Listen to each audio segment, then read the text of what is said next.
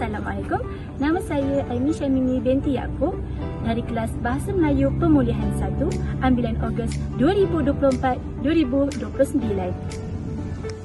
Assalamualaikum dan selamat sejahtera. Nama saya Nurfizana binti Mazwan dari kelas Bahasa Melayu Pemulihan 1, ambilan Ogos 2024-2029. Assalamualaikum dan selamat petang. Nama saya Aflah Nabiha binti Zuhairi dari kelas Bahasa Melayu Pemulihan 1, ambilan Ogos 2024-2029. Assalamualaikum warahmatullahi wabarakatuh. Salam sejahtera, salam Kelantan bumi tercinta, salam IPGM Peneraju Kecemerlangan Pendidikan Guru Bertaraf Dunia. Pada hari ini, kumpulan saya akan membuat pembentangan berkaitan analisis keutuhan wacana dan kejelasan wacana dalam penulisan akademik. Sebelum itu, saya akan memperkenalkan diri terlebih dahulu. Nama saya Aimi Syamimi binti Yaakob selaku moderator kita pada hari ini. Dan saya ditemani oleh dua orang ahli panel, iaitu ahli panel yang pertama Nurfizana binti Mazwan dan ahli panel kita yang kedua Aflah Nabiha binti Zuhairi. Saya memberikan laluan kepada Nurfizana untuk memberitahu serba sedikit latar belakang tentang artikel yang bakal kami kaji pada hari ini. Baiklah, bagi tugasan menganalisis keutuhan dan kejelasan wacana dalam artikel, kami memilih artikel tentang cabaran dalam memartabatkan bahasa Melayu sebagai bahasa ibunda penutur asli bahasa Melayu. Artikel ini membincangkan tentang kepentingan dan cabaran dalam memartabatkan bahasa Melayu sebagai bahasa ibunda penutur asli. Tujuan penulisan artikel ini ialah untuk menggambarkan peranan bahasa Melayu dalam identiti nasional dan impak globalisasi terhadap penggunaannya. Baiklah, saya menyerahkan kepada Aimi Syamimi untuk memulakan pembentangan. Seperti yang kita tahu, keutuhan wacana sangatlah penting di dalam setiap penulisan akademik yang baik. Oleh itu, menurut Kamus Dewan edisi keempat, wacana merupakan kesemua tutur termasuk kesatuan ucapan, percakapan dan pertuturan. Wacana ini juga menunjukkan kemampuan berfikir dengan kesatuan fikiran yang utuh, sama ada dari segi penulisan atau lisan. Selain itu, Raminah Haji Sabran 1984 berpendapat bahawa wacana ini merupakan unit bahasa yang tidak mempunyai batas ayat, seperti sejumlah ayat yang menunjukkan perkembangan fikiran penulis dengan memperlihatkan hubungan yang teratur. Jelaslah beliau mengatakan wacana ini ialah satu kesatuan yang teratur dan lengkap dalam penulisan akademik. Di sini yang saya dapat fahami ialah keutuhan wacana adalah satu kekuatan di dalam sesebuah penulisan akademik yang cemerlang, kerana ia dapat memastikan pembaca dapat mengetahui makna dalam penulisan dengan lebih jelas. Oleh itu, penulis mestilah mewujudkan kesinambungan idea antara satu ayat dengan ayat yang lain supaya maksudnya ingin disampaikan dapat difahami oleh pembaca. Baiklah, kita mempunyai 4 jenis keutuhan wacana. Yang pertama, keutuhan gramatikal, kedua, keutuhan semantik, ketiga, keutuhan leksikal dan yang terakhir sekali ialah keutuhan fonologi. Saya akan meneruskan lagi pembentangan dengan analisis keutuhan wacana yang terdapat dalam penulisan artikel. Jenis yang pertama ialah keutuhan semantik. Keutuhan semantik ini bermaksud hubungan yang memberikan hubung kait dari satu ayat ke satu ayat yang lain. Terdapat banyak jenis hubungan keutuhan semantik. Hubungan semantik di antara bahagian-bahagian wacana seperti hubungan sebab dan akibat, hubungan sebab dan tujuan, hubungan sebab dan hasil, hubungan latar dan kesimpulan, dan akhir sekali hubungan memperkuatkan isi. Keutuhan semantik, hubungan sebab dan akibat. Di sini saya mengeluarkan dalam artikel yang telah saya kaji hubungan sebab dan akibat. Hubungan sebab dan akibat ini menunjukkan sesuatu sebab itu telah berlakunya sesuatu perkara yang lain. Di sini kita dapat lihat bahawa perkembangan era globalisasi pada ketika ini telah menjadikan sebab berlakunya maklumat tanpa tapisan telah bersebar ke seluruh dunia. Oleh itu, bahasa Inggeris terus berkembang sebagai bahasa yang penting di kebanyakan negara. Hubungan sebab dan tujuan ini menunjukkan bagaimana sesuatu tindakan diambil dengan tujuan tertentu untuk mencapai hasil atau matlamat yang diinginkan, seperti memperkukuhkan perpaduan, meningkatkan penguasaan bahasa Inggeris atau melindungi bahasa Melayu daripada ancaman globalisasi. Hubungan sebab dan hasil. Sebabnya ialah menjadi sesuatu yang lumrah dan diterima sebagai gaya hidup harian. Dan hasil daripada sebab tersebut telah membuatkan semua penduduk pada zaman sekarang semakin gairah mempercampur adukkan penggunaan bahasa dalam proses komunikasi. Dalam contoh perenggan ini telah membuktikan bahawa latar belakang sejarah bahasa Melayu seterusnya membuat kesimpulan bahawa bahasa Melayu telah dijadikan bahasa lingua franca dan dipertuturkan secara meluas. Keutuhan semantik hubungan memperkuatkan isi. Di sini penulis telah memperkuatkan isi dengan mengatakan bahawa bahasa Melayu telah dijadikan bahasa kebangsaan merujuk perkara 152 Perlembagaan Malaysia. Hubungan semantik dari segi konteks dan latar wacana ada 3. Yang pertama, kesatuan tajuk atau topik. Yang kedua, hubungan sosial antara penutur dan pendengar. Dan yang terakhir sekali, laras bahasa yang bersesuaian. Kesatuan tajuk atau topik dalam teks merujuk kepada sejauh mana setiap elemen dan bahagian teks disatukan di bawah tema utama atau idea pokok yang dibincangkan. Kesatuan tajuk dicapai melalui beberapa aspek utama yang mengikut keseluruhan kandungan kepada tema atau topik yang sama.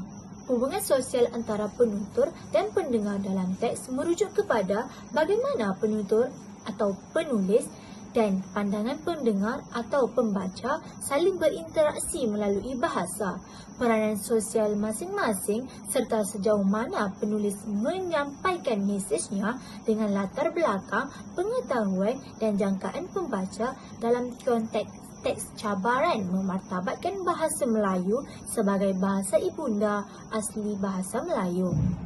Baiklah, saya akan meneruskan dengan keutuhan leksikal yang merujuk kepada penggunaan kosakata yang seragam dan konsisten dalam teks untuk memastikan kelancaran makna serta hubungan antara idea-idea. Ini termasuk dalam penggunaan kata ganti seperti sinonim, antonim, hiponim, homonim, penggunaan kata yang sama, kolokasi dan unsur bersambut yang memperkuatkan tema atau mesej utama dalam sesuatu teks. Seterusnya, penggunaan keutuhan leksikal hiponim yang saya kaji dalam artikel terdapat dalam perenggan keempat di mana sekolah sebagai tempat terbaik untuk menyemai perasaan cinta akan bahasa Melayu dalam kalangan generasi muda. Penggunaan hiponim dalam teks ini ialah sekolah yang diboleh dijelaskan lagi sebagai sekolah rendah atau sekolah menengah. Ini membantu kita untuk memahami dengan lebih tepat jenis sekolah yang dimaksudkan. Selain itu, penggunaan generasi muda. Generasi muda boleh diperincikan lagi sebagai pelajar sekolah rendah atau remaja. Ini memberi gambaran yang lebih jelas tentang siapa generasi muda tersebut. Konklusinya, penggunaan hiponim menjadikan ayat lebih jelas dan membantu kita untuk lebih memahami konteks dengan lebih tepat. Seterusnya, saya menyerahkan kembali kepada Aimee Syamimi untuk menerangkan tentang keutuhan gramatikal. Keutuhan leksikal yang saya kaji di dalam teks dalam perenggan yang ke-9 terdapat sinonim di mana akibatnya bahasa Melayu dipandang sepi dan bahasa Inggeris terus diagung-agungkan. Sinonim yang digunakan dalam konteks yang sama untuk memperkuatkan makna. Kata sepi dan diagung-agungkan digunakan untuk membandingkan dua bahasa di mana bahasa Melayu diabaikan sepi manakala bahasa Inggeris dimuliakan, yang dimaksudkan dengan diagung-agungkan. Keutuhan gramatikal dalam teks telah memastikan maklumat disampaikan dengan lancar dan teratur.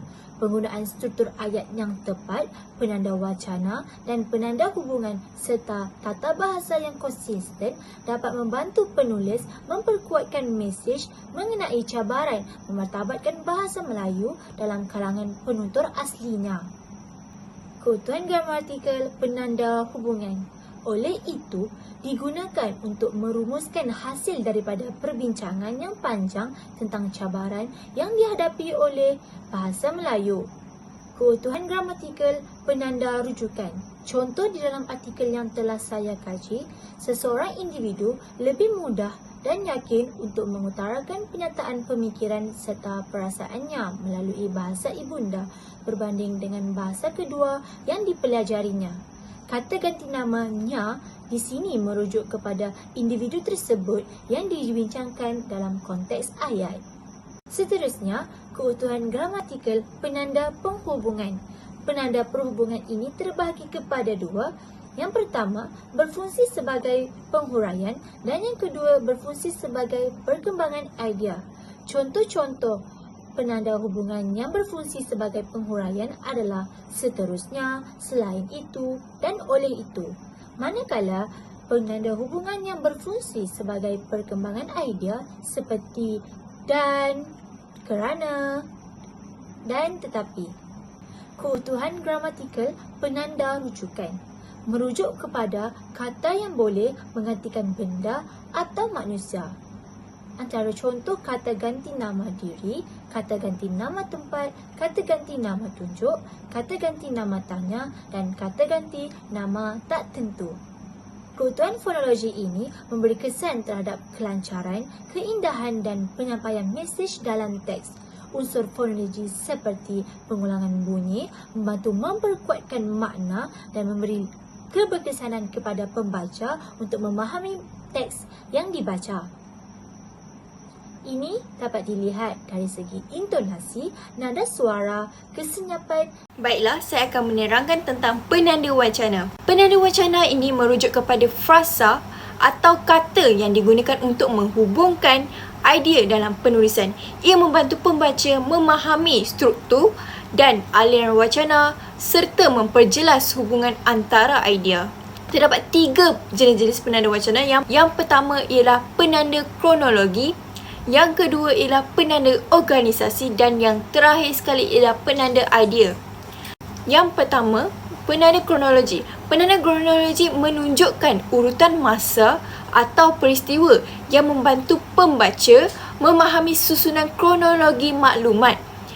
Sebagai contoh, penggunaan kata seperti sejak itu, kemudian, selepas itu, pada masa yang sama. Ia berfungsi sebagai menghubungkan peristiwa mengikut urutan masa sama ada lampau, sekarang atau akan datang.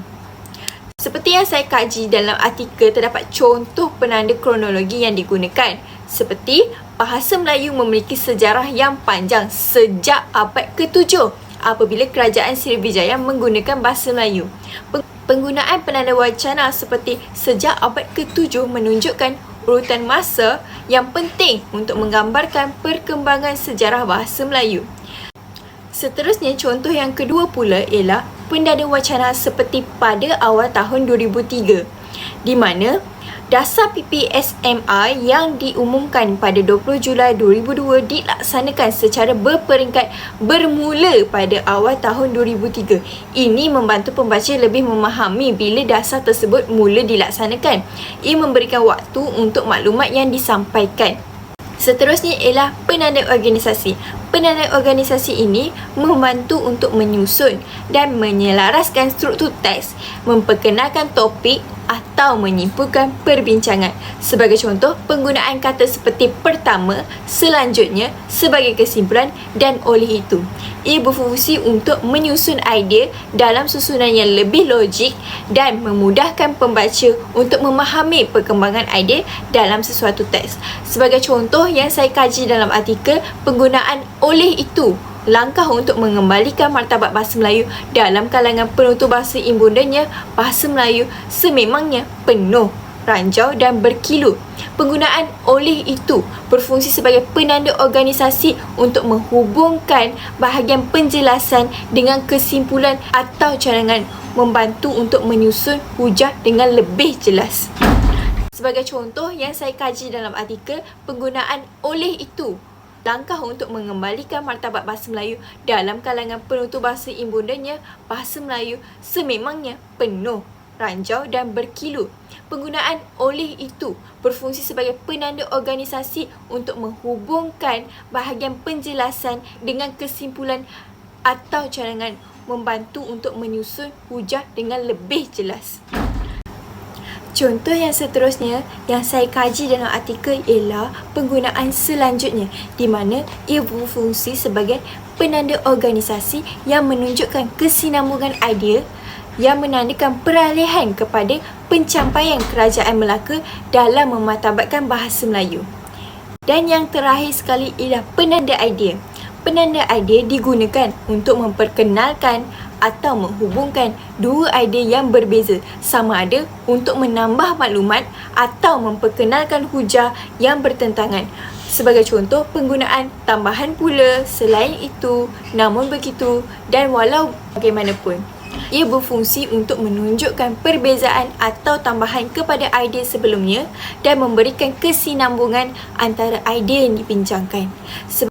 Sebagai contoh, dalam artikel yang saya kaji, penggunaan meskipun cabaran getir hasilnya terlihat pada sekitar tahun 1970-an dan tahun 1980-an apabila rakyat Malaysia menggunakan bahasa Melayu dalam pertuturan harian mereka. Penggunaan meskipun digunakan sebagai penanda idea untuk menunjukkan pertentangan antara cabaran yang dihadapi dan hasil positif yang diperoleh. Ia menekankan bahawa walaupun ada kesukaran dalam memartabatkan bahasa Melayu, kejayaan tetap dapat dicapai. Contoh yang terakhir yang saya dapat kaji dalam artikel ni ialah penggunaan perkataan walau bagaimanapun. Walau bagaimanapun, kedudukan bahasa Melayu sebagai bahasa rasmi dan bahasa kebangsaan kini semakin tercabar di negara ini. Penggunaan walau bagaimanapun menunjukkan kontras di mana ia mengisytiharkan bahawa walaupun bahasa Melayu mempunyai kedudukan rasmi, ia kini menghadapi cabaran yang serius. Penanda ini menekankan perubahan negatif dalam status bahasa Melayu. Seterusnya, kekuatan yang saya dapat kaji dalam artikel ni ialah penyampaiannya yang teratur, di mana artikel menggunakan struktur yang jelas. Contohnya, ia bermula dengan sejarah bahasa Melayu yang seperti yang saya paparkan di dalam slide. Bahasa Melayu memiliki sejarah yang panjang sejak abad yang ke-7 apabila Kerajaan Srivijaya menggunakan bahasa Melayu. Sebelum ia membincangkan tentang cabaran dalam memartabatkan bahasa Melayu.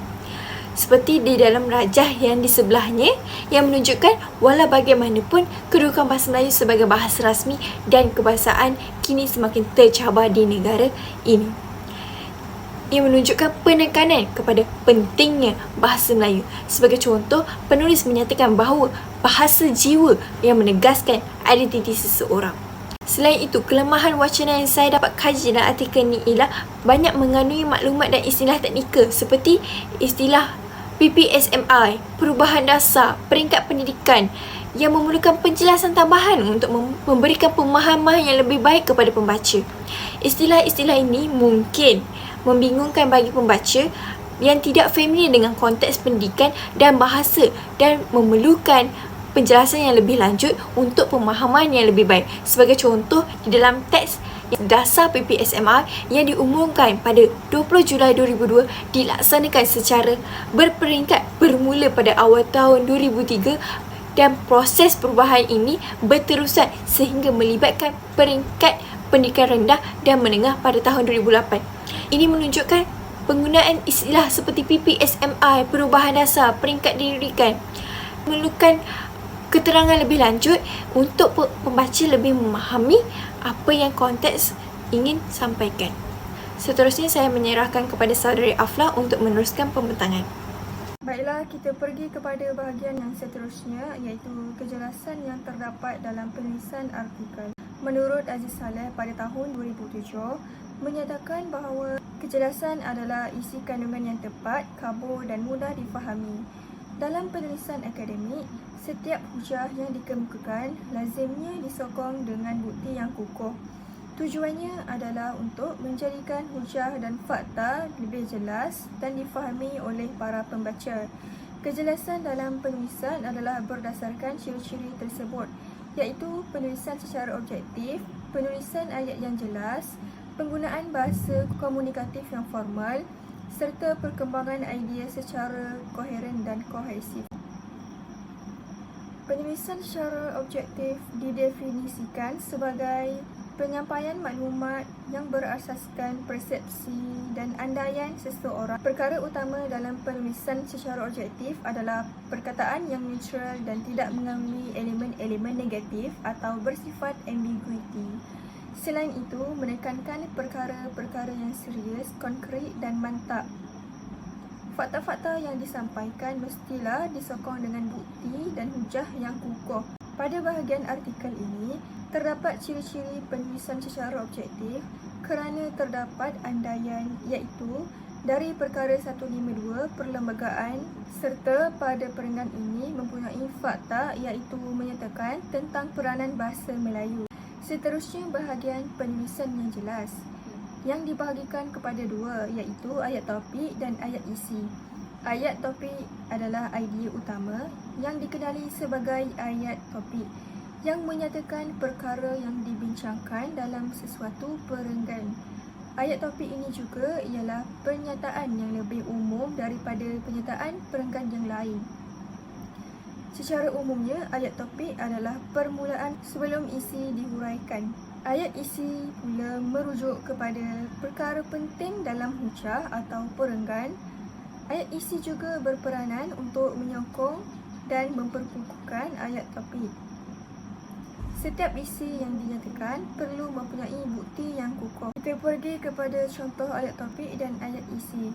Bahagian perenggan ini dipilih sebagai ayat topik kerana mengandungi apa yang dinyatakan pada perenggan yang seterusnya.